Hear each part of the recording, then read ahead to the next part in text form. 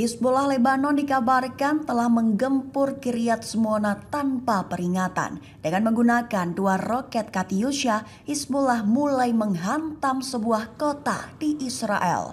Mengutip MNA dan Times of Israel pada 15 Agustus, kabar itu diumumkan oleh Hizbullah dalam pernyataannya pada Rabu 14 Agustus 2024. Sumber utama melaporkan bahwa 2 roket yang diluncurkan dari Lebanon telah menghantam kota Kiryat Shmona di utara wilayah Israel.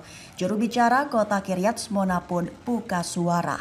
Pihaknya menyatakan bahwa tidak ada sirine yang berbunyi sebelum roket menghantam wilayahnya.